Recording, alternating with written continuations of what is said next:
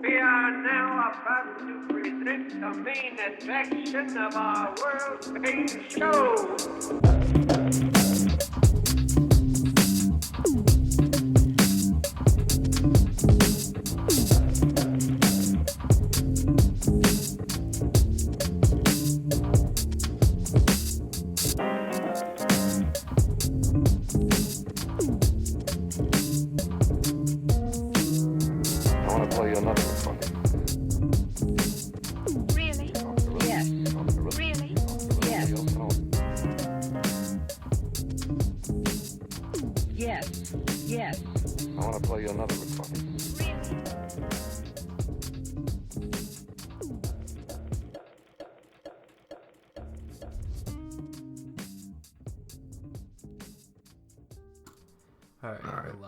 Recording.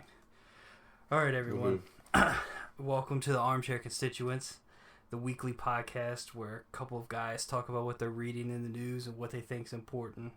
We're not experts, academics, journalists. We're just two guys like current events and like having opinions. Circumstances change and so do we.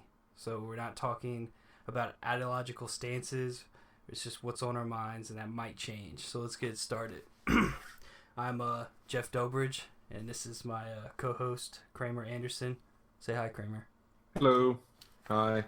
All right, this week we're going to cover the congressional nuclear option that was put out this week with the Supreme Court nominee. And we're going to go into Russian links, Susan Rice, Carter Page, FISA warrants, the fleet being moved into the Korean Peninsula. And it is an armada. Thank you. It is a beautiful armada. Okay. I'm going to use fleet. You use armada. Let's see what they prefer. And then I'm going to screw this up, but the Chechnya leader Ramzon Kadyrov. That was. I think that was the best it's been pronounced all day. I've been practicing for like 2 hours. I practiced for 3 minutes. So anyway, yeah. Let's go right into it. I know you have some opinions on this nuclear option being weighed, so why don't you go into it? Yeah, so with the Gorsuch nuclear option, I mean, I really think it was kind of a strategic blunder on the part of the Democrats. I mean, I get where they're coming from. They're really mad about Merrick Garland, which consistently came up throughout the course of the confirmation. I mean, I don't personally find it to be a very appealing argument, I mean, just because, Merrick Garland got screwed over. He really did. The Republicans really screwed over Merrick Garland pretty hard. But, I mean, you really can't hold Neil Gorsuch, accountable for what Mitch McConnell did.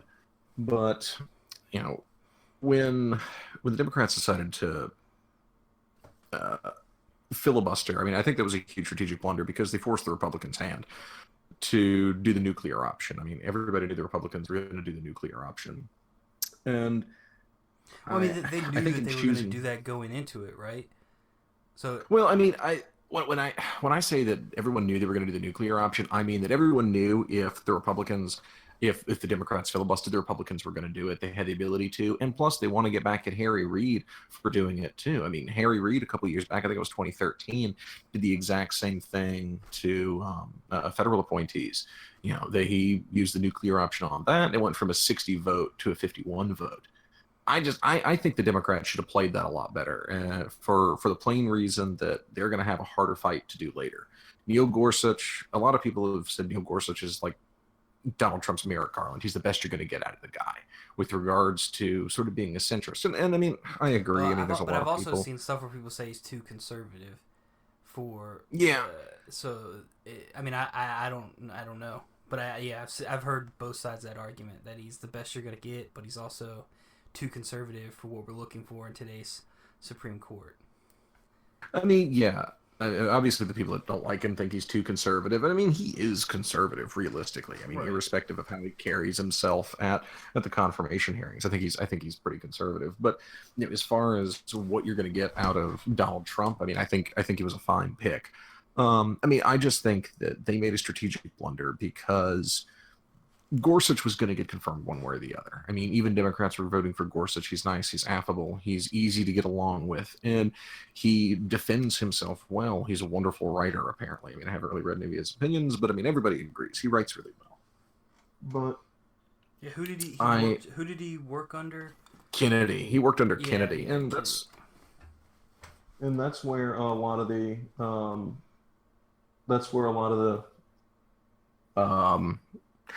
that's where I think a lot of the concern about him comes in, because they're worried that he might be able to sway Kennedy because he's a much better arguer and he's a much better coalition builder than Scalia was, that he might be able to pull Kennedy a little more to the right, because Kennedy's been, historically kind of a swing vote.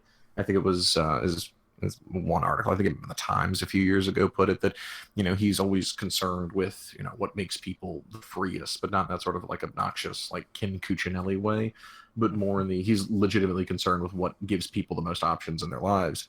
But it goes back to the original point. I think the reason that the nuclear option that forcing the Republicans' hand on the nuclear option wasn't a good idea is because Kennedy, people are betting that Kennedy's going to step down by the summer, and at least within the next 4 years, are expecting he's going to step down. I mean, between that, how old Ruth Bader Ginsburg is, if the Republicans were able to get through this guy and they pulled the nuclear option that dropped the threshold of votes from 60 to 51, I mean, that's just barely over 50%. They're going to put someone up that's even more conservative. And I mean, I understand the Democrats have a base to appeal to, but that's easy for people like Chuck Schumer and Dianne Feinstein, I think it's Feinstein.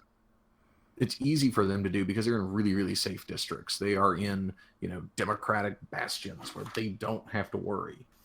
But I think it was a strategic blunder, because they should have made solid arguments against Gorsuch, which, Al Franken and a lot of people did put up solid arguments against Gorsuch, and he had to defend himself against some pretty harsh criticism, especially with that frozen trucker case.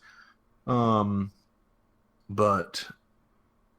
I think that they should have just put up those arguments and then just voted against him. I think doing the filibuster looks really good, but it screwed him over in the long run. And moreover, it really only just weakens the legislative branch even more than it's already been weakened.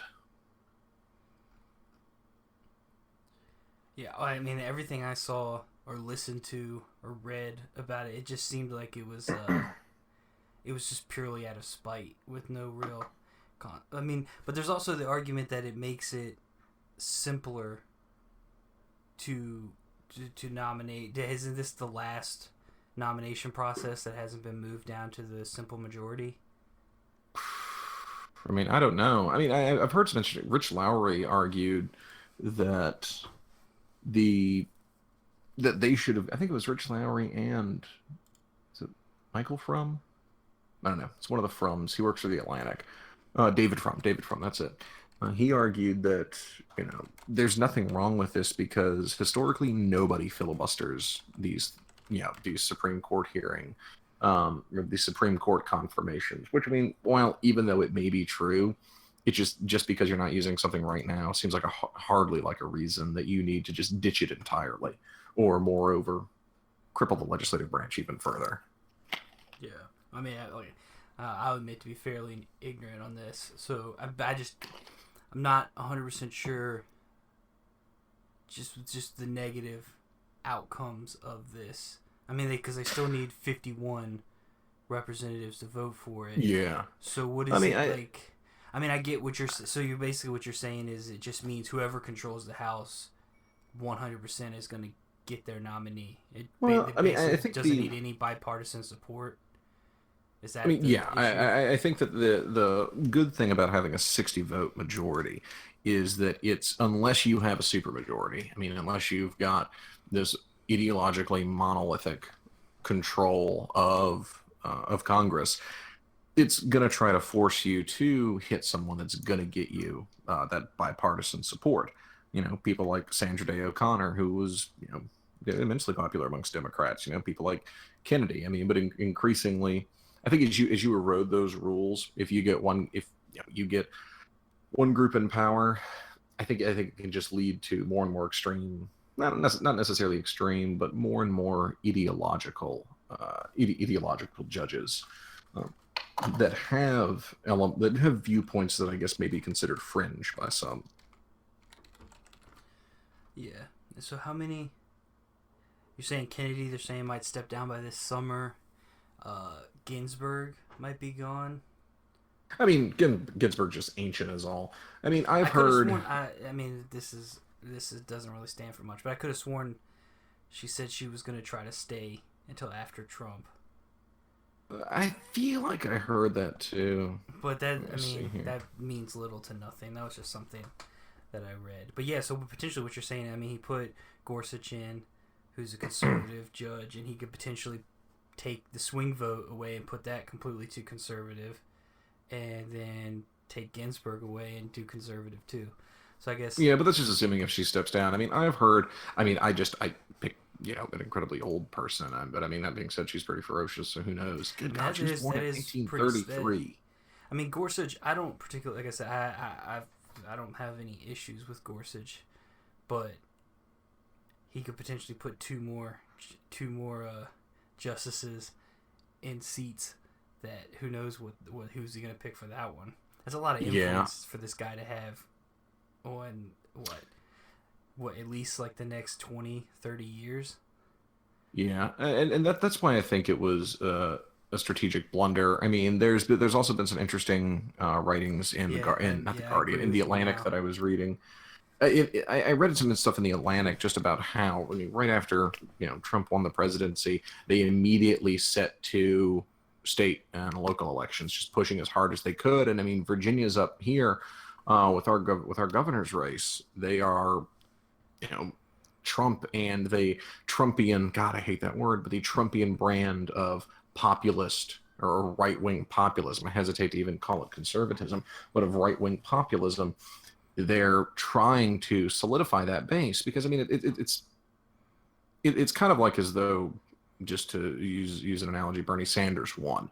Well, if the head thinks a certain way but the body doesn't think that way, what type of mandate do you have from the people? So the Trump administration is trying to go through and hit all these state and local elections, which, I mean, Republicans are a hell of a lot better at than Democrats getting people out to vote in these state and local elections. So, especially if the Senate or the House doesn't, I mean, I think we're hitting a point with the Republican Party that the R by your name doesn't mean anything more. I never thought I would really get fully behind the Freedom Caucus and people like Dave Bratt, but the Freedom Caucus is doing a good job to a degree, and I hope they will do a good job. I mean, there's members of them, Justin Massey, Rand Paul, who have pushed back a good deal. But hopefully people like those in the Freedom Caucus, the slightly more libertarian-oriented wing of the Republican Party, will push back against some of that. But I mean, if more people in the House and more in the Senate go this right-wing populist Trumpian route, I mean, that can put some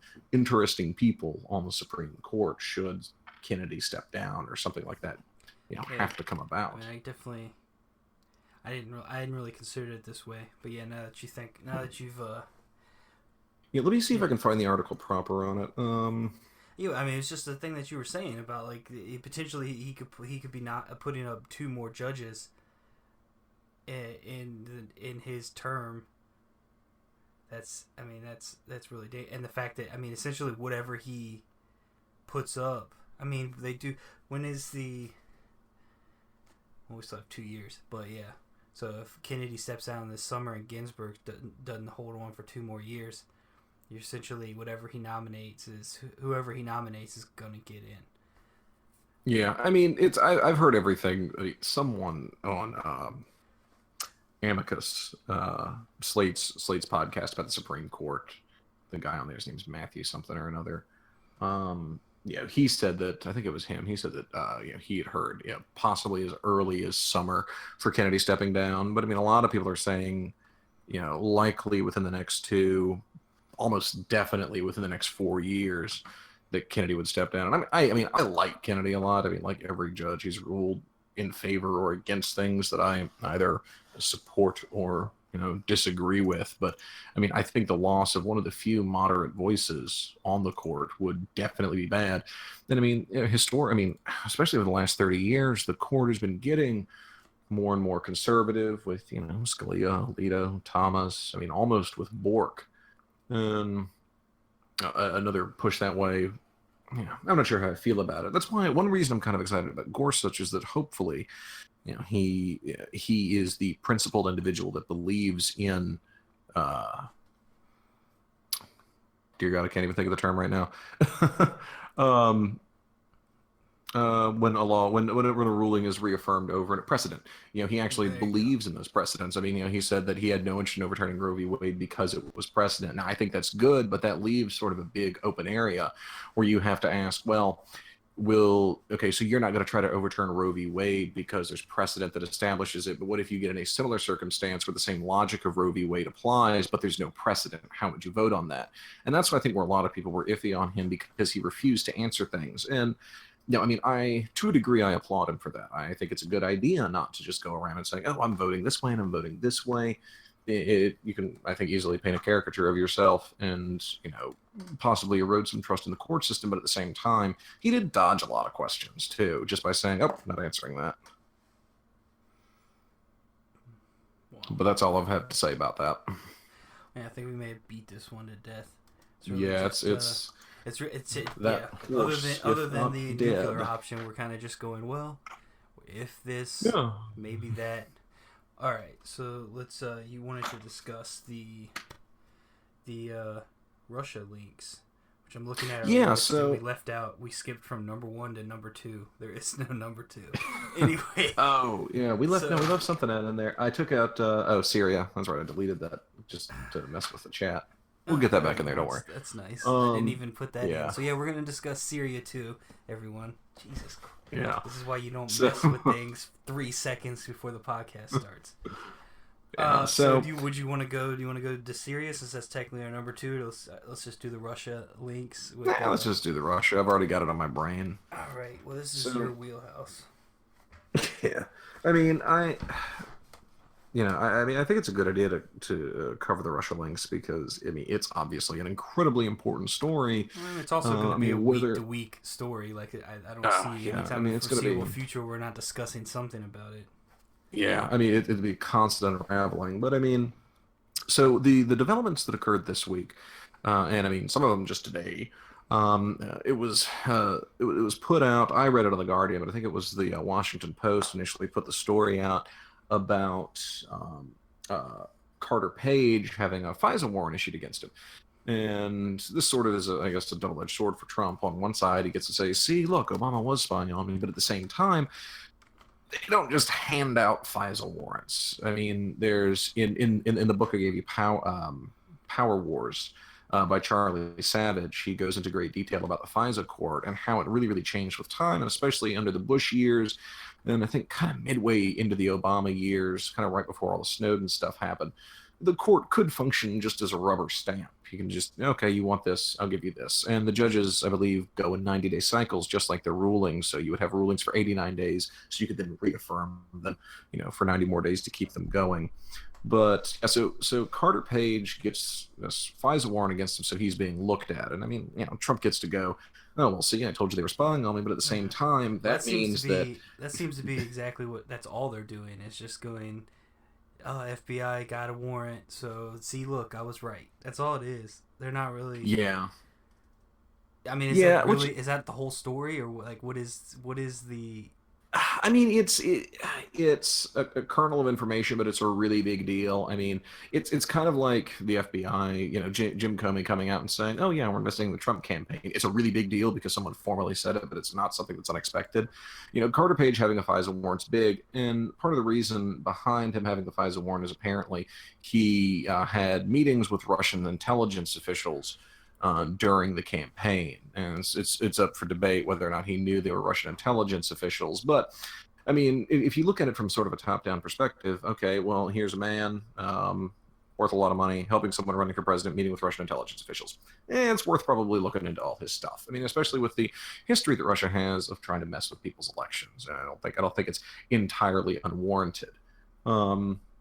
The other part, and this was last week, but it's still worth mentioning, is Susan Rice. Susan Rice was I'm not sure if she was the national security advisor or a national security advisor. I'm gonna look that up. I was reading something about the FISA warrant, but yeah, she Yeah, so she requested that all these redacted names in like transcripts of conversations with Russians be unmasked, and that information was leaked. And I guess, kind of want to touch on a small frustration that I've got with sort of the Russia situation. It seems like the narrative is split in one of two ways. Either you're 100% pro-Trump, all of this is fake news and everyone is lying, or you're 100% anti-Trump and he needs to go to jail. And I mean, obviously Or you and I both there's listen most to. people in between that are going, just why don't you explain to me what's going on? And Yeah, they don't make a decision.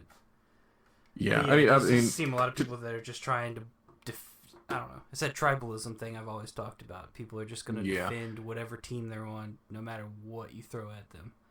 Also, yeah. And I mean, Susan Rice was the 24th United States National Security Advisor from 2013 to 2017. So now we. Oh, okay.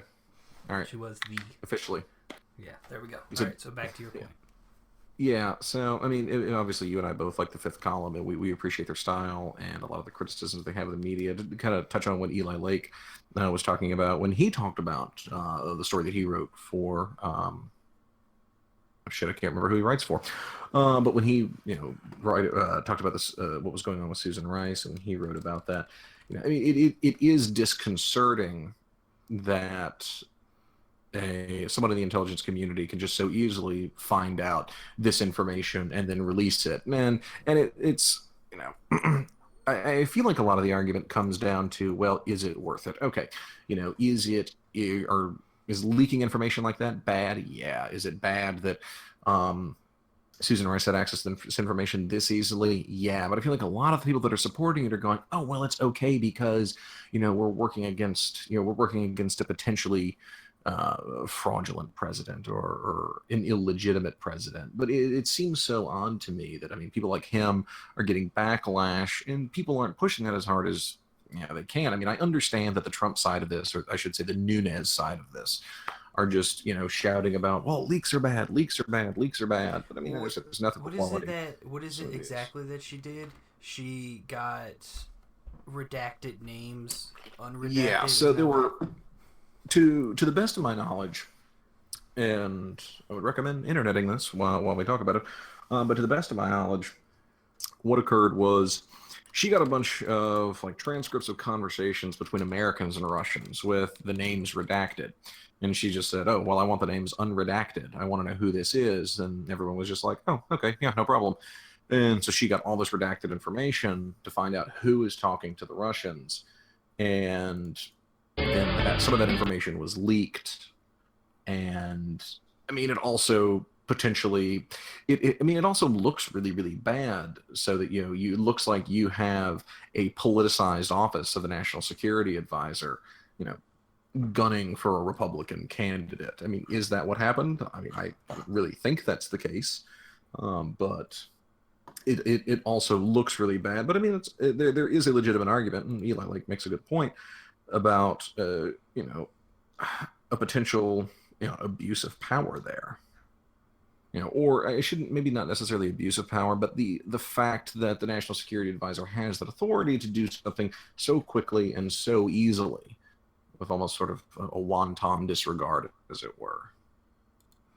Yeah, that's all it seems to be saying. Yeah. The other thing, I think it popped up either really early this week or late last week, was I think it was Kushner. Yeah, I think Kushner concealed a dozen meetings that he had with Russian diplomats when he was applying for his government clearance, which is pretty interesting. He concealed it. Yeah, or well, I shouldn't say he concealed. According to his attorney, he just forgot. I'm sorry, I forgot about those, dozen or so meetings I had with, Russian diplomats and such. I don't know how you would forget a dozen meetings. It obviously was something important if you had to have a meeting. It's a meeting. Was it the same people, or does it just said diplomats? I mean, I think they said he met a couple of times with. I think they said he met a couple times with Sergei Kislyak, who is the Jeff Sessions, Michael Flynn, the ambassador to the United States. And I can't remember the others. They mentioned some other guy by name, but I can't recall. Oh, also, another interesting thing going on in the Trump White House, speaking of Kushner, is a little war he's getting into with Steve Bannon, and it looks like Steve Bannon's fallen out of favor, most Ricky team. Yeah, I read the what was it, Breitbart? Something about Breitbart's threatening all-out war with Trump if Bannon. Yeah, so basically they were like, if it goes, oh God, like it sounds so Alex Jones. I want to know what a Breitbart war on President Trump looks like.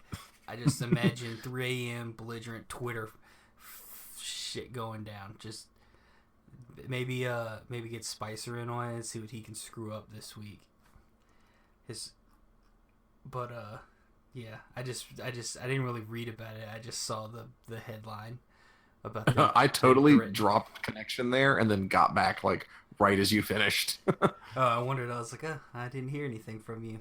But no, I imagine this is what Breitbart launching a war on Donald Trump sounds like. The president's putting fluoride in the water to make the frogs gay. Just Alex Jones in type format. Yeah. Yeah. But also like so apparently getting little clips of Alex Jones now. Who even Alex Jones is like when Sean Spicer talks, he's like, what? What the fuck are you talking about? And I'm not making that up. There's a literal clip of him talking about Sean Spicer's Hitler comment and just going, wow, I can't believe that Alex Jones doesn't think the Holocaust was faked. I'm actually legitimately surprised. That just seems like an Alex Jones thing. He thinks everything else is fake. I know. Well, I think one of the really funny things is like people like him and Paul Joseph Watson are like, the Russia links are ridiculous. They're a ridiculous conspiracy theory. And I'm like, both of you work for a company that thinks, the CIA put crack into South Central Los Angeles, that thinks the moon landing was fake, that thinks 9/11 and Sandy Hook were false flags. You think that all these things are fake, but you want more evidence of Russian interference in the U.S. election? Like, I just can't. Goes against wrap my head around against their narrative and their business model. They're just But with this little Kushner Bannon war, Trump came out today, and he's starting to distance himself a little bit from Bannon. He's also fun fact, Bannon is from Norfolk, so there's that. We have that, another great Virginian. Didn't want to know that. Didn't need to know that. Yeah, but now I know that. So thanks. I'll never get that time back that it took me to say. But yeah, so Bannon. I'm sorry. So Trump gave a little, I guess, speech today, or gave an interview or something, where he was like, "Oh yeah, I like Steve, but you got to remember, Steve came on late in my campaign. I'm my own strategist." So he's starting to pull back from Steve Bannon. And this kind of plays into a lot of what people have been talking about. How many times can you do that? Just like anytime somebody does something, you're just like, I don't really know him. You're just like, what? That's not true, actually. There's a lot of pictures and like videos of you hugging, and like y'all are talking about stuff, and Bannon's talking about how important he is. Yeah, no, that is just not the case. Sorry. Yeah. So what exactly? What do you think the outcome is of this knowledge? I'm reading, just looking through like the headlines right now. There's plenty of people. There's websites trying to compare Rice and Nunes. There's websites trying to say like Rice did absolutely nothing wrong and basically demonizing Nunes. Yeah. So I don't like. You try to look through the mainstream media. There's no way to make heads or tails of it. Like. Let's avoid the word mainstream media. Let's avoid the word mainstream media. That term has been tainted. If you say mainstream media, you sound like you're working for When I say mainstream media, I mean the big three. The big three. Yeah. CNN, Fox, and NBC. I really don't know. I think that a lot of the sort of quote unquote subcontractors around Donald Trump had connections with the Russians. Ivanka, Kushner, Flynn, Sessions, Manafort, Page. I definitely think all of these people worked with the Russians. I think that Russia had a strong interest in getting Donald Trump elected, and I hated Nunes's stupid question about when he was questioning Comey and Rogers about he's like, well, why would the Russians want a Republican? Ronald Reagan was a Republican. That sort of dumbass question, which is ridiculous. But I think they had an interest in him because he was going to pull back. Hillary was going to be a traditional Cold Warrior. I mean, I think Donald Trump had any connection? I mean, I just don't know. I doubt it. I mean, maybe 50-50. Something is either, it's either all of something, none of something, or, a little bit of something. And I mean, I just don't know. There's a possibility. But I mean, I think his administration definitely had, the people in his campaign definitely had contact, and Russia wanted him, and I think they're still happier with him now because it's easier to have a wild card that can shake up the geopolitical chessboard or boggle container, as it were. That makes more sense for them than a traditional Cold Warrior like Hillary. I mean, I think we're going to see Trump just turn into hopefully, dear God, I never thought I would ever hope for this, but just a normal Republican, slowly with time, but still with inflammatory, ridiculous rhetoric. They got. I mean, I don't know. I mean, I've read the stuff about. I mean, Russia tampering with the French elections. Like, there's just a lot of evidence out there, but there's no. I just don't see where they actually ever prove anything. This just seems like 4 years of. It's going to be 4 years of speculation and back and forth. And oh yeah, I mean, this is going to loom over the Donald Trump presidency. Somebody will probably get thrown down on the blade, but that's about it. Like, I don't see Trump getting impeached. I mean, major changes. Yeah, I mean, God knows. I mean, we're really gonna have to wait to see what Comey and the FBI come out and say. I mean, this is one of those things. It's just so hard to speculate on. Did you see? I believe I saw the headline today, but Trump talking about it isn't too late to replace Comey or something like that. Isn't too late. No, I didn't see anything about that. Let me check that out. Let me see. Let me see the exact. It says he has confidence. Trump says he has confidence in FBI Director Comey, but it's not too late to fire him. I mean, I think that's technically true. Well, I mean, it's definitely true. It's just like I still have confidence in him. Oh yeah, here it is 17 hours ago from the Democratic Underground. I'm not sure how trustworthy that is, but well, I read it on the Washington Post, so. Okay, that seems slightly better. It's pretty Democratic Underground. Oh, this is also from Talking Points memo, which isn't bad. I mean, that wouldn't surprise me. Yeah, I mean, it would be ironic if he did that because Comey did him a huge favor with the it's just Hillary letter. Most people are pointing to just examples in history, like Nixon, like how it probably doesn't end well if you fire the guy that's investigating you. But, yeah, it makes you look really bad. What's that Chris Rock joke? I'd rather look guilty in the mall than innocent in jail. I don't know that Chris Rock joke, so that was entirely it, I think. Oh no, it was someone had said like he got like a ticket for something, and he was like, I'm gonna get an attorney for court, and he's like, oh, don't get an attorney and look guilty, and he's like, I'd rather look guilty in the mall than innocent in jail. Oh, all right. So, I guess we should move on. I guess smooth transition here, Jeff. Speaking of Russia, they're friends with Syria. I'm just making sure we actually covered everything. No. I was making fun of myself. So I guess we could transition. A smooth transition. We could transition from the point where you were speaking about like why would Russia want him in, yada. But so do you think Russia, if they did this, they planned for him to now start moving into Syria? No, I mean, I really don't think so. I mean, I still think it plays better into their hand either way. I mean, I think that Russia doesn't necessarily have an interest in the U.S. getting involved anymore. I mean, they really want to stabilize Assad.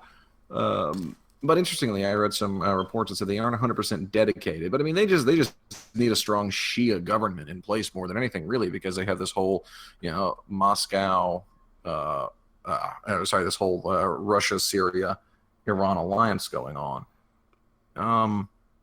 But so we go in. I mean, I'm assuming we're putting boots on the ground now to take out Assad. That's just kind of what I would assume. I read today though. So these, I'm just bouncing around here. I read today that like we sent 59 Tomahawk missiles, but the majority of them were either shot down or had their programming scrambled, so they crashed before they even got to the site. So most of those did nothing.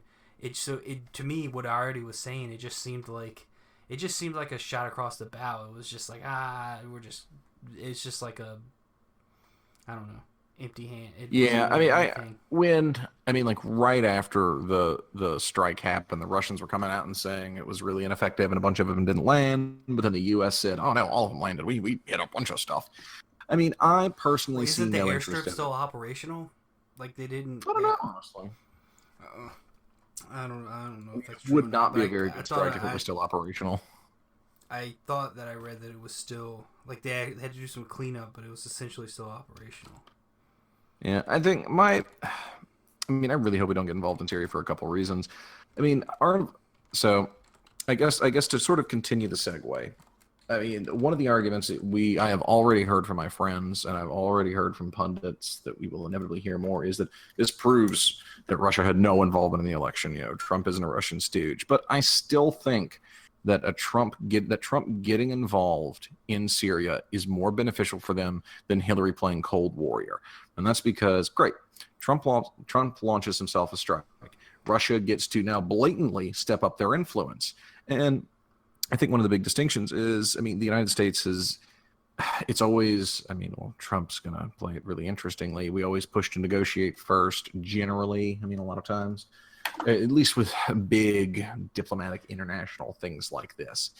And I think he's looking for us to balk. But, I just see no long-term strategic interest in getting involved in Syria, personally. And I guess I'll get a little ideological here.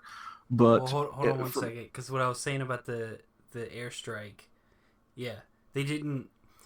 Trump claims they didn't aim for the airstrip, but the airstrip, the Syrian government or Syrian governor, I don't know, but they confirmed that it's operational again, and this was Sunday. Oh, well, how about that? Good for them. Yeah, I wish VDOT worked that quickly in repairing roads. Well, they didn't aim. Trump said they didn't aim for the airstrip, so that's more than likely why it's still operational, because they didn't aim any of the missiles at the airstrip. It was all just aimed, I guess, at buildings on the airstrip. Didn't they destroy a couple of planes or something? And that may have been it, because I think the sarin was dropped from planes. I was under it said the missiles targeted aircraft shelters, petroleum, logistical storage areas, ammunition bunkers, air defense system, hit them in the purse strings. Yeah, I don't know, but it seems to be working. You think they could have sent a couple onto the airstrip so they couldn't get anything off again, but who knows? Yeah, but kind of to touch back on what I was looking at, I hope we don't get involved in Syria for a couple of reasons. Like I said, I think that a wildcard Trump presidency is more beneficial for Russia than a sort of a stable Hillary. Kenneth Pollock wrote a book called Unthinkable about Iran getting nuclear weapons, and he wanted to examine the question as part of his book: why is it that why is it that Iran, a Shia nation, supports a lot of Sunni extremist groups? And his thesis is that it's because anything that reshapes slightly the geopolitical chessboard, or Boggle case, as we talked about, is beneficial for them, because they're in a position where they don't have a lot of allies. So any change is good for them. They can build something better out of that anarchy. And I can kind of see the same thing in Syria. Trump going out and acting like a wild card is really exciting, and it can change a lot of things.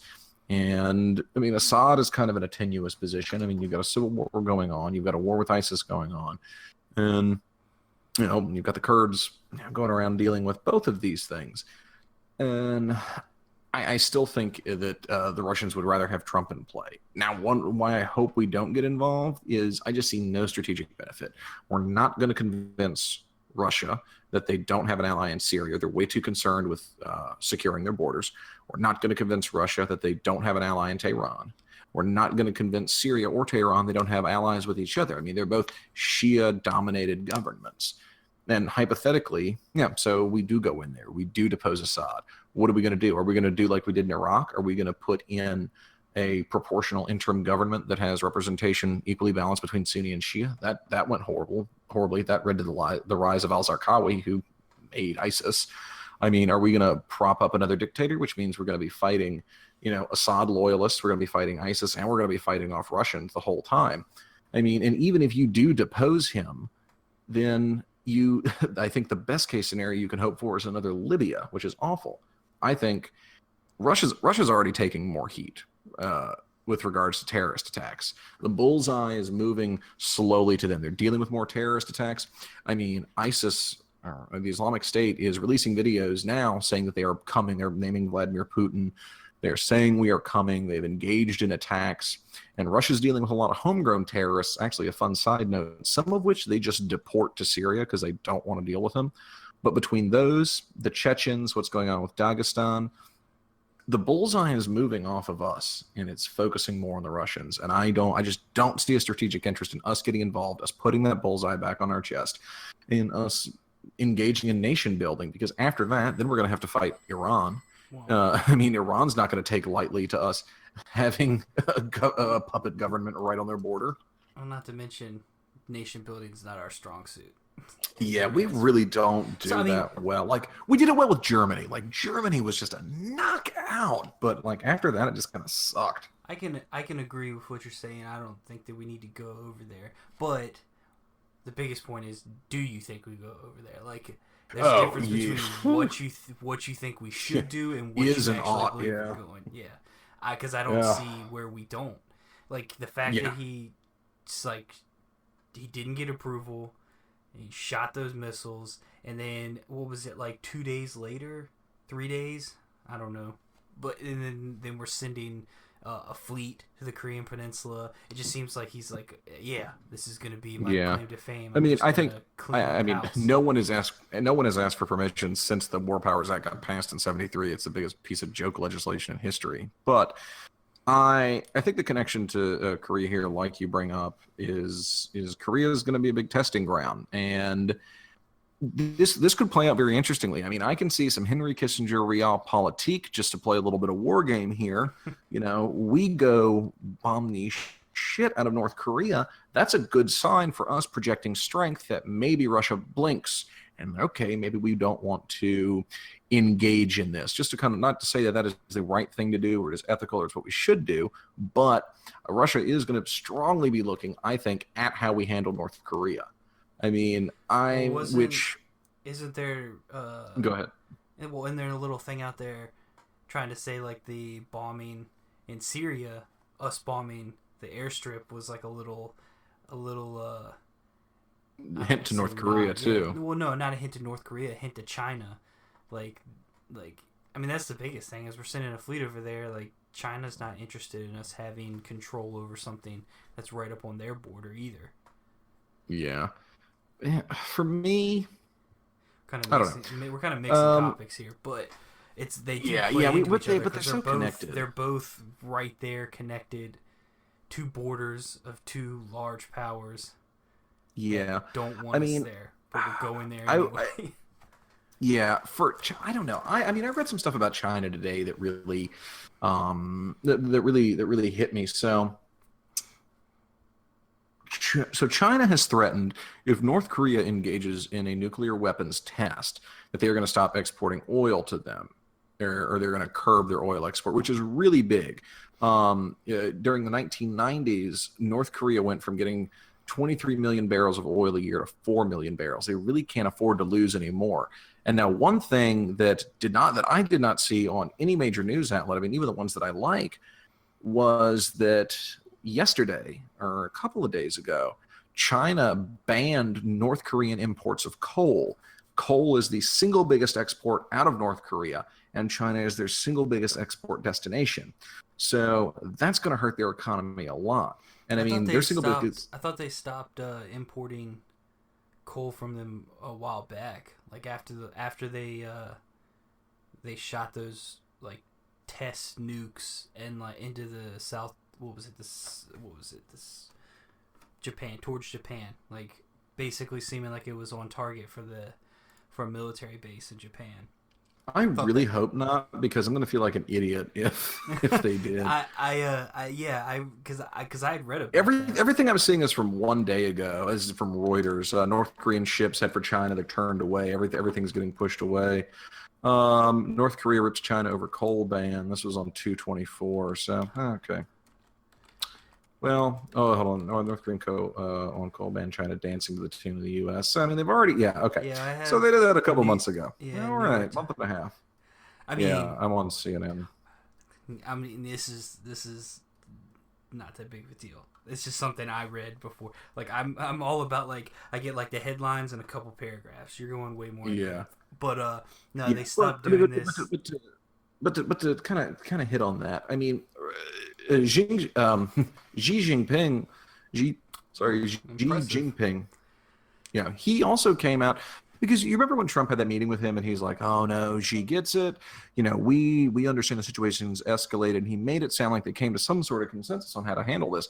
Xi Jinping came out today and was like, oh no, not exactly, let's not do this military stuff, let's try to handle this. So I mean, they got coal imports banned a month and a half ago. Yeah, they're threatening to curb their oil, which is, I mean, huge.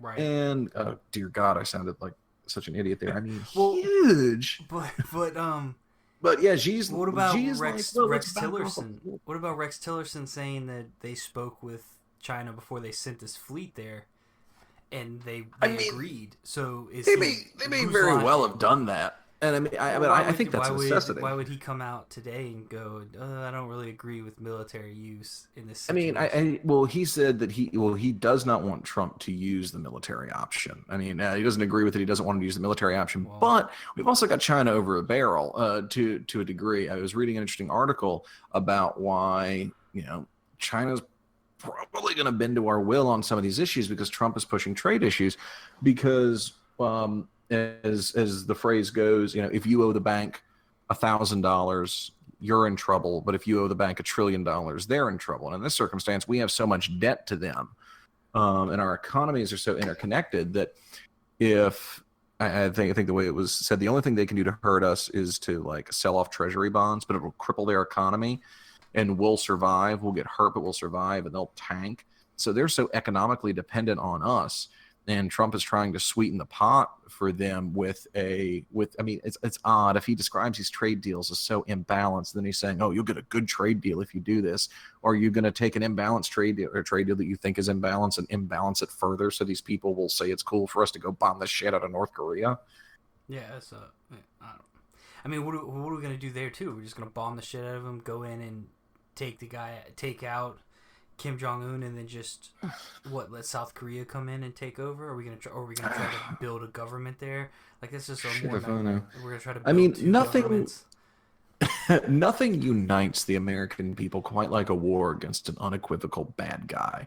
And it's really interesting. There were like 80 news organizations, I think it was 83 news organizations that reported on the bombings in the bombing in Syria, and only 2 of them came out and condemned it. The most were in favor of it. They said it was proportional. They said it was a good thing to do, and a few were ambivalent. Nick Gillespie and Matt Welch retweeted that. Alex Jones came out against the bombing. Take that. God damn it! I might have to change my opinion. I don't feel exactly good. But he also tried to he tried to claim that there was some conspiracy where they were trying to do it as false flag. We'll try to change Trump, like try to change people's view of the Russian links with Trump by doing this. I don't know. That's come out too. So it's whatever. But for the most part, I mean, I've heard quite a few people just talking about how we shouldn't be meddling in these other countries. Let them deal with their own stuff. But I mean, there goes back to the ethical argument of, I mean, I'm reading a really interesting book now by Michael Weiss, I don't know how he pronounces it, Weiss, and Hassan, called ISIS Inside the Army of Terror. And they released a new version of it, or an updated version, back in 2016, where they interviewed a former Islamic State operative, and it's quite an interesting book, and a great deal of it goes into the backstory about how everything in Syria right now is just all goes back to the 2003 invasion of Iraq. and they just take it, just like almost battle for battle. The rise of Zarqawi, how he was really a Sunni, the rise of Zarqawi, and how he exploited Sunni Shia tensions, the fact that it was a Shia-dominated country that had a Sunni government, the fact that we tried to put in a proportional government with more Shia than Sunnis, and this constant back and forth between Sunni nationalists that side with him. I mean, it's really interesting how far this goes back, and I mean that brings up an ethical responsibility argument. We made this mess. I mean, the mess starts in the Cold War, really. But I mean, it's directly traceable back to the 2003 invasion of Iraq, the way Bashar al-Assad played, or the way he behaved. All of these things can be traced, at least in the most direct sense, back to the 2003 invasion of Iraq. And the question is, do we have an obligation to clean it up, or is it one of those things like it's a Jerry, not Jerry Stiller. What the hell is that guy's name? Whatever. It's like an Ernest goes to Washington situation where the more he tries to clean it up, the worse and worse it gets. We have an obligation to clean up Iraq. I mean, I could say we have an obligation to clean up Iraq after we go in there and bomb it, but we're not in Syria. That didn't go well, though. Well, I mean, we're not in Syria or Korea yet, so we don't have an obligation to do anything unless we go in there and start blowing shit up. And then, I think my primary argument against that is that the United States has a fundamental misunderstanding of Middle Eastern culture, of Middle Eastern politics, and I mean that's just speaking of the Middle East as a monolith, not as individual nation states. Not as different tribes and regions. I mean, the Pashtun isn't even represented on the map. It's like Kurdistan. I've also seen stuff, I mean... Or Palestine. I've also seen stuff, like, you go back to... I'm going to say a date, but I don't even know. But I've seen stuff like World War II era, 1930s and 40s, like in Afghanistan and Iraq, where they were hubs of civilization. It was almost, it looked like cafes in Paris or something. It was, and then we went in and destroyed it. So maybe, I mean, I get what you're saying. We don't understand it, but we've also kind of purposely tore it down.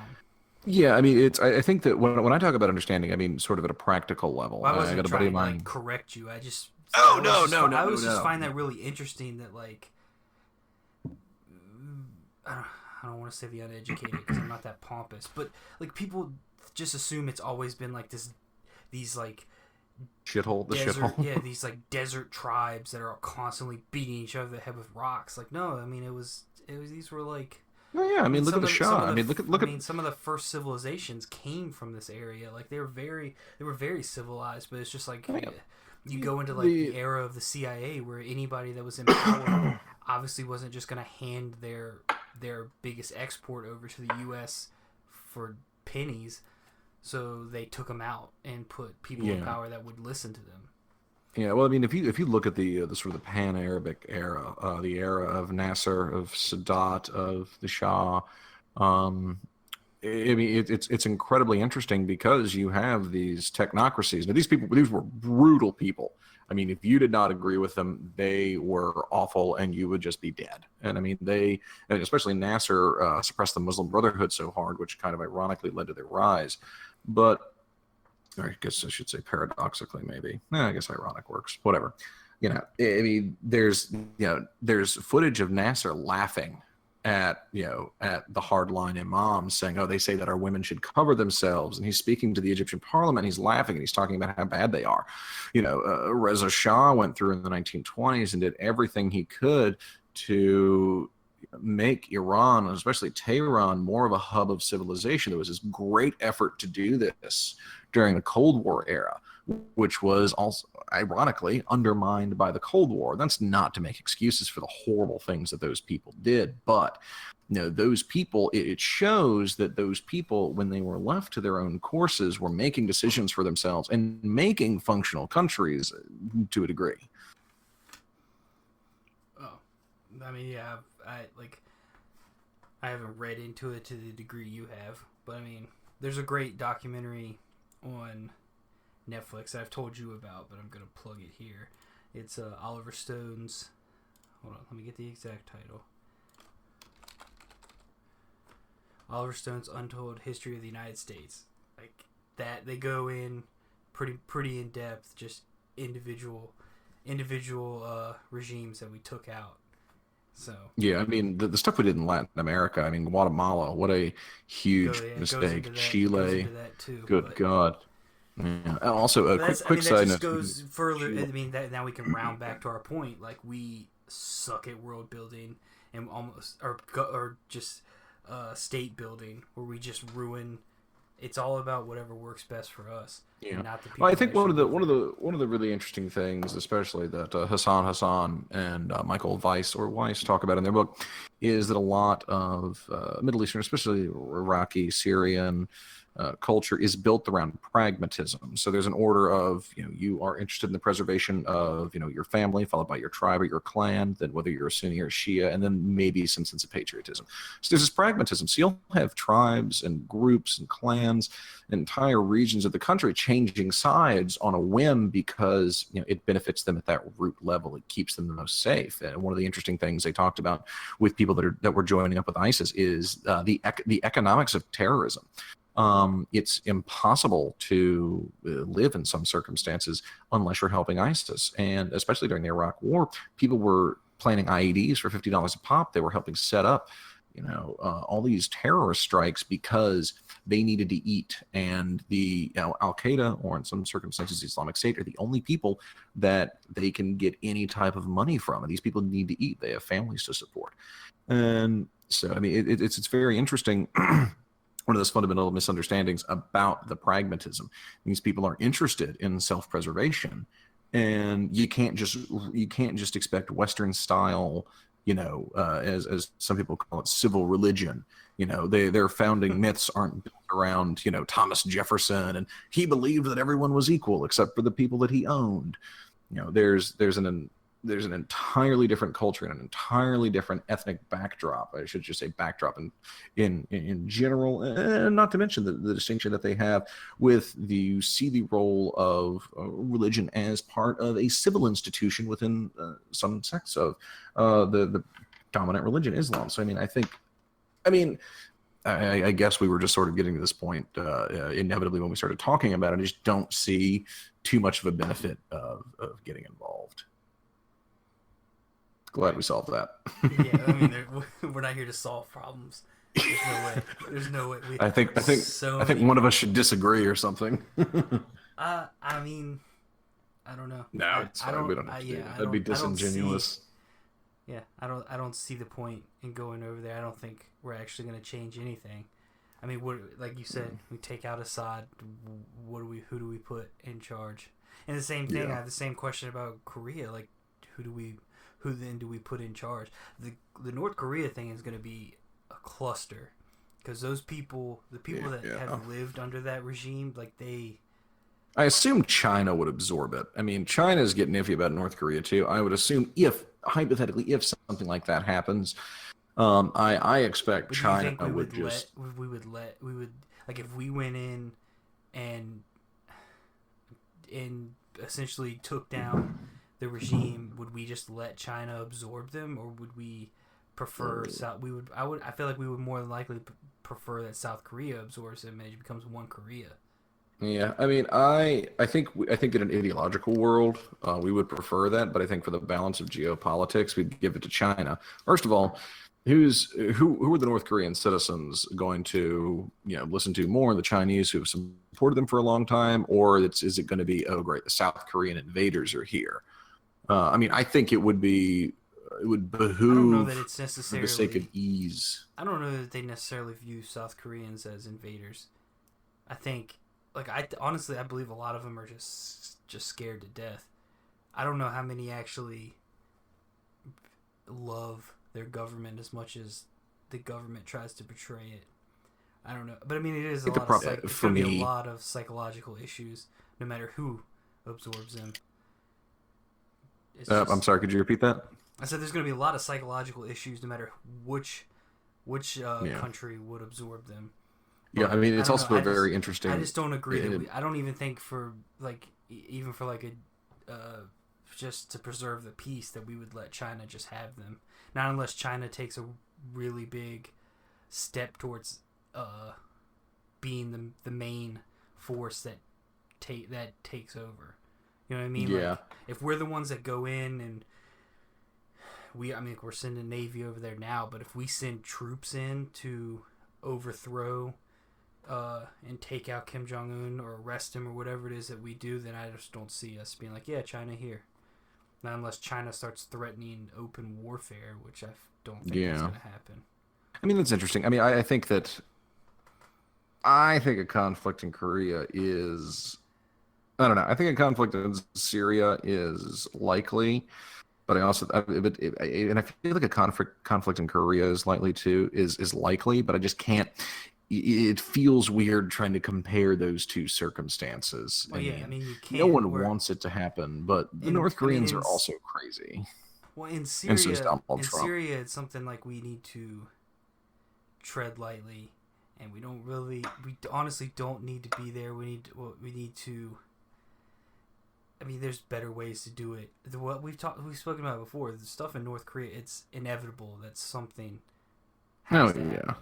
I mean, it's just... A regime like that cannot contain itself. And I mean, it might be a death throw that it's in the middle of right now. I mean, I don't feel like it's unreasonable to think that maybe the upper echelons knows what's going on. And I mean, if you jumpstart getting a total war, assuming that you can make it past the first 10 minutes of that war without turning North Korea into a sheet of glass so that we have a nice parking lot for our fuel-efficient green cars, then I mean, it's something they may be able to turn their attention to.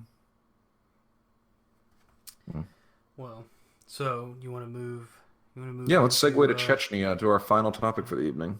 Yeah, So you told me you've been reading about this all day. What is it that you've been reading about? Just the entire thing. Have you read about the concentration camps? That's really, I don't like that word. There's got to be a better word. Yeah, it's a very loaded term. Detention facilities. Okay, we'll use that. That'll be our term. Yeah. So I mean, I read just like you did about what Kadyrov is doing. Kadyrov, what Kadyrov is doing. Relax. Get some vodka in your hand while you're saying that. No, I had some vitamin water. Anyway, so I was really interested in really some of the ethno-religious makeup of the Caucasus region in general. When that first came out, I was like, what is it? Middle Eastern primarily? Or so historically, is it like the Caucasus European? The Caucasus region is super interesting. Now, aside from the fact that Eastern Europe has a horrible relationship with the LGBT community, they don't get along with them at all. I mean, Vladimir Putin has passed anti-gay laws, and the important thing to remember is that Kadyrov is just a dictator. So dictators can do whatever they want. So no one's particularly worried, especially because he's been such a stabilizing force for the terrorism that has cropped up out of that region. But so the region in the Caucasus is really interesting because it butts up to where the Islamic Empire met the Eastern European Christians. So it's very interesting. It's a mix of Orthodox Christian, but it's predominantly Muslim. So when you get into Chechnya, into Dagestan, you have this underlying Muslim population. So just kind of go into some backstory here that doesn't necessarily have to do with Kadyrov's detention facilities, but involves him, and it's a really, really interesting topic. Okay. History. Yeah, I know. This is just me. This is just me enjoying myself. Okay. So during the 1990s, and especially with the fall of the Soviet Union, there were a lot of independence movements, but none of them really gained traction. I mean, Georgia a little bit, but the Caucasus region gained a lot, specifically the Chechnya. So we got the first Chechen War, and they fight like crazy. It is awful. It is horrible. And Ramzon Kadyrov's dad, who was originally the leader of Chechnya, handpicked by Putin, heads up this group called the Kadyrovs or the Kadyrovists or something like that. Anyway, Chechen nationalists fighting like crazy. So during the Chechen War, the Russians are really good at killing people, like super efficient at it. They start going through and they start assassinating all of the Chechen higher-ups. Now, what's really interesting is that the Chechen separatist movement was led primarily by Chechen nationalists, but a lot of the body politic, as it were, was made up of Muslims, specifically sort of a Salafist origin. And as all the higher ups kept getting killed, they were getting replaced by people who were viewing this conflict more in a religious than an ethno-nationalistic nature. Now, the war gets settled, everything is as it is. Second Chechen War starts. During the Second Chechen War, the Ramzon Kadyrov's dad, who had this brigade, takes his brigade of like 5,000 people and a lot of the original Chechen separatists, and they fight on the part of the Soviet. They fight on the part of the Russian or pro-Russian Chechens. They had a stake in Russia maintaining authority. So what Chechen nationalists largely were left in the Chechen separatist force leave and go pro-Russia. So now the Chechen army is really made up of some Chechen nationalists, but a lot of people who are viewing this war in a religious context. Now, it's also important historically to understand that Islam has led a lot of independence movements in Chechnya throughout history. They fought Imperial Russia aggressively, and they got beat down time and time again. And they've fought Russian imperialism a lot. So, very interesting. This war begins to morph into a religious war, and this guy named Doku Umarov, and I can't believe I remember that, even though I left my papers in the car. He starts this thing called the Caucasus Emirate, and he's not really all that religious. I mean, he's kind of religious, but he's really a nationalist. But slowly, he cloaks himself in religious language so that he can keep the fight for Chechen separatism going. And slowly his power begins to be co-opted by people who are only viewing this in a religious light, as sort of that external jihad, as it were. So it's really interesting, the infusion that the Caucasus region has had with that. And there's the Caucasus region, they're sending a lot of fighters actually to join the Islamic State. Now, part of the reason there's still a lot of activity going on is this guy, Ramzon Kadyrov. After his father was killed in a blast, Putin handpicked him to take over, and he has crushed Grozny, which is the capital of Chechnya. It is ridiculously under rule. I mean, he's just a dictator, and he's cracked down on terrorism really hard. The problem is, like, to the east and the west, you still have all these bands of rebels that are very now decentralized. The Caucasus Emirate kind of dissolved a little bit with the death of Umarov, and a lot of fighters are, like I said, they're going to the Islamic State, but there's conflict between the Islamic State and this other group because the Islamic State views jihad as a better, greater jihad, but there's still this underlying conflict and tension. So it wouldn't surprise me if, like we had talked about earlier, Kadyrov is imprisoning IS people as well, and he's just using, he's just locking up homosexuals in these detention facilities because it's of his own personal desire to. So basically, I went through that entire story just to say that last sentence. Well, it was nice. It was a nice history lesson, though. Yeah, I can send you some links to some papers I read today. They're actually super interesting. I'm sure you will. But yeah, I mean, so that's the basis, as he's setting up this detention camp facility. But yeah, I've seen, like I said, I was talking about, I've seen where they're claiming that's what it was. It wasn't that people were reporting that he was keeping Islamic State operatives. I don't really, terrorists. I don't know what fighters. Yeah, it was that they were reporting that that's what it was for. Yeah. It seems to be.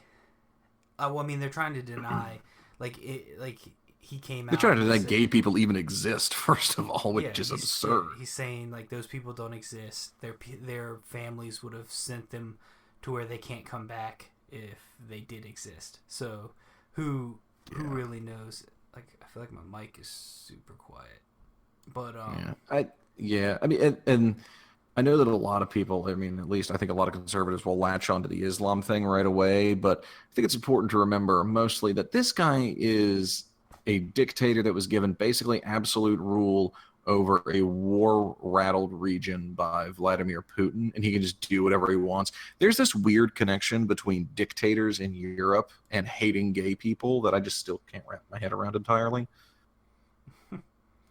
I mean, Like, I mean, seriously, when was the last time? When was the last time a dictator was ever just nice to gay people? I mean, you can look at Pol Pot, Pinochet. I mean, Hitler, Stalin. This guy. I mean, I don't know what it is about dictators, but they always do that. And I think also it's just kind of an Eastern European thing. Like I said, Russia has horrible anti-gay laws on the books. I mean, they also conflate homosexuals with pedophiles. It's incredibly strange. right. I mean, like, so the reports that are coming out about, I mean, I'm not going to get into the graphics of it, but I mean, it's essentially, it sounds like they're torturing people. So now we're bombing Syria over human rights violations, like gassing people. Yeah. So that's another thing. I mean, obviously, there's been nothing talked about us going in to this republic, as they like to call it. So. Oh yeah. But I mean, it would be. This is all like This is very new. Like, what was it? Yeah, a couple days ago. Yeah. Well, it hasn't. The story hasn't been out, so there's still probably more stuff developing that we have no idea about. Yeah, but I mean, us doing anything in Chechnya, it would just be geopolitical suicide. Well, yeah. I mean, there's no way we can do anything. They're Russia's like left hand. Yeah, I mean, what is it? They put him. His party, Ramzon's, is United Russia, which doesn't make a whole lot of sense. They're their own country. There's a lot of pro-Russian Chechens. Okay. I mean, I remember you talking about that, but so this party is United Russia. Doesn't that sound weird though? To be. I mean, I'm not sure. The separatist movement, to the best of my knowledge, did not succeed, and I think Chechnya is now what Georgia is. Okay, well, explain to me. I mean, Georgia was an autonomous state that they got reabsorbed. Commonly referred to. That's right. It is its own country. Because it's right next to Dagestan. Technically, it is in Russia. It is a federal subject of Russia. It's kind of its own thing, like Georgia, like Dagestan. Oh yeah. So there's no way we couldn't. I mean, we'd literally be inside Russia. Yeah, moving in there would basically be. It would have to be some part of like war with Russia, which is not. Yeah. Nope. I don't want any part of this. I also wonder why this is getting out. Like, Chechnya hasn't been in the news since for 10 years. No one has. I haven't heard the name Chechnya in forever. John Oliver has been covering Kadyrov pretty. Well, I wouldn't say extensively. He's had a couple stories on him over the last year and a half. He's talked about him making fun of him, where he was. Started off with his cat being missing and how he was going to these extremes to find this kitten. Imagine just being that type of dictator where you could just all the entire police force is now looking at the pictures of him. He's 40 years old, but he could easily pass for a 22-year-old especially with that beard, fraternity president. Also, because I'm Googling him now to get it. Oh my God, he has an Instagram. Yes, he's very.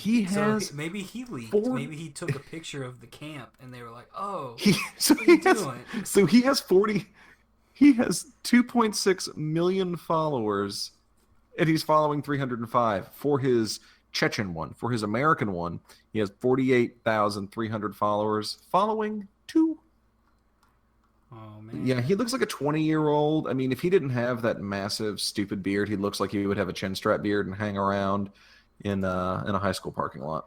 Well, it looks like he switches between that weird one and just a basic beard. But I don't know how long. I don't know how. I mean, kudos to him for being able to grow that. He has a pinky ring that he wears, and a trigger finger ring. Is it clear or something? I saw. There's a couple of pictures of him wearing those Puma hats that are supposed to be worn backwards. This is interesting. Yeah, check out his Instagram. All right, I think we've dissolved a little bit here. Yeah, so I'm just not sure. I don't really know where to go with this guy. I mean, other than the blatant human rights violations. I think that we should.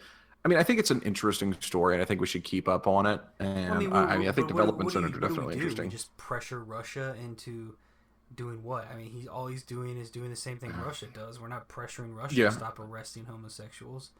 So, but on the other hand, is it our responsibility to police another country? But at this point, anytime anything happens, every nation comes out and says whether they support or they don't support it. So for me, it's just like anything else. We come out and we say, we don't support this, and we strongly encourage, Chechnya as well as Russia we strongly encourage Chechnya to stop this, and we hope that Russia will, help them in that. And that's it's what you're expected to do. It's literally the least thing that you can do. But again, you got to play the utilitarian game. We go in there to stop it, or we push them and try to do economic sanctions to stop it. Russia's not going to do that. Russia is so stubborn. Yeah, it's like it's kind of like your neighbor coming over and saying, "Hey, you should clean up all your dog shit in your backyard," and you going, "You know what? I'm going to have my dog shit out here more." Yeah, I think that's just what people. That's the first thing that comes to my mind. People just expect the United States to take care of everything, and that sounded really egotistical. But I've seen even just stuff online like. There's obviously a lot of Europeans have negative opinions on the United States, but I've also seen a few that kind of stick up for United States in the way where they're like, well, they go in and put their military into places so that we don't have to, which reading that was like a slap in the face. It's like, yeah, we do like to. We stick our guys in the middle of the shit so that we can almost like we want to be seen as superheroes, like we're the ones that go in and save the world. At least that's the image we like to put out there. That's the biggest thing with this guy is like that's what people are bringing it up, and it's just that's the whole story. There's no real story here. He's definitely doing something, but there's nothing we can do about it. Yeah. But it's just going to be people going, yeah, we should definitely go in there and do something, but with no real understanding of what that means. And I don't really have a complete understanding of what that means, other than it would be open war with Russia to do it. I found his tiger cat post on Instagram, not to sort of water it down at the end, but well, I think we wandered. I've got to get to bed too, so I think we should wrap it up for our first inaugural second dress rehearsal, whatever this is. Yeah. Well. All right. I think it was good. I think it was really good. It was. We were a little static at the start, but we got into the groove there. Yeah. Well, this is just the first one. We'll ease into it. I'm gonna go. Yeah, I can't wait to hear the sound of my own voice and apologize to my mother for cursing. It'll be great. All right. So let's I gotta bounce. All right.